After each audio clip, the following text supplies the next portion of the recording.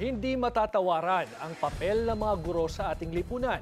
Pero sa taon-taong pagdiriwang ng World Teachers Day, tila pareho pa rin ang kanilang mga panawagan. Alamin yan sa Agenda Weekend Report ni Lyja Bonzo. Taon-taon ipinagdiriwang ang World Teachers Day tuwing Oktubre. Pero sa kabila nito, may mga suliranin at panawagan pa rin ang mga kaguruan na tila hindi natutugunan. Malinaw din kasi yung ugnayan ng napakalaganap na corruption sa isang banda, habang sa kabilang banda naman ay kulang na kulang yung pondo ng gobyerno para sa edukasyon, including yung sweldo ng mga guro, yung kakapusan ng mga classroom, teacher, libro, laptop or computers at iba pa.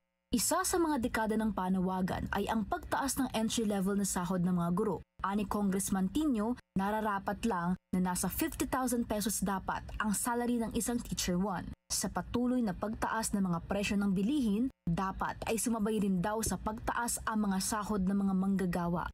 Malaki naman siya, sasapat sana siya kung hindi napupunta sa mga learning resources na ginagamit namin sa classroom. Hindi naman sapat yung isang rim na bond paper para gamitin mo yon for the whole quarter, para sa mga summative test, para sa mga lesson plans. Sa loob ng classroom talaga, hirap talaga kami. From learning resources up to classroom improvements, hirap talaga kami. Sa ilalim naman ng bagong kurikulum ng DepEd, may dagdag kalbaryo din sa mga guro. Ngayon, kadalasan up to 7 subjects ang tinuturo ng mga teachers. Pero iniksian nila yung minutes per subject. So this means mas maraming klaseng kailangang hawakan ng mga teachers.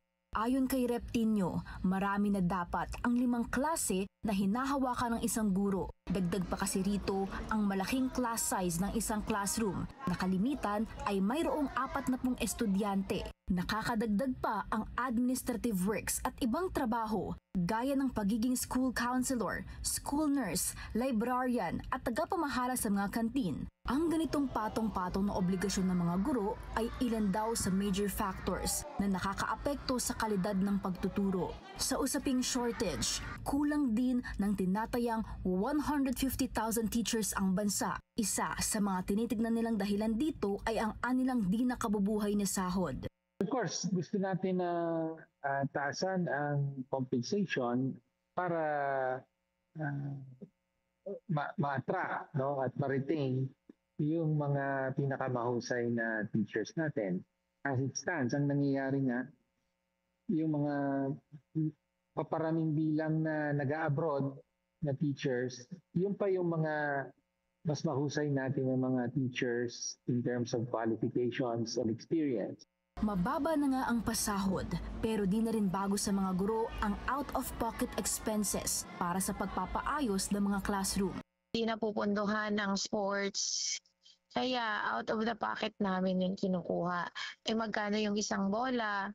3,000 to 3,000 to 4,500 hanggang 5,000. So sa amin ang gagaling yon. Pati net, to train players. At least you have 10 na bola ng volleyball. Maski sa journalism. So, though binadgetan na ngayon ang campus journalism sa school namin, syempre yung merienda ng bata, other things na hindi nakalagay sa school improvement plans. Kung i-compare namin sa mga co-teachers namin who are working abroad, meron silang photocopier na enlarge na automatic paglalabas na instructional printed instructional materials na. So we really are left behind. Sa unang pagkakataon na abot ng Pilipinas ang recommended budget allocation for education ng UNESCO na at least 4% GDP ng bansa. Sa kabila nito, malaki pa raw ang hahabulin ng Pilipinas. Gayong hanggang sa ngayon ay wala pa rin konkretong programang susuporta sa mga nararapat sanang benepisyo at sahod ng mga guro ng bayan. Para sa Agenda Weekend, Lyja Bonzo, Billionaire News Channel.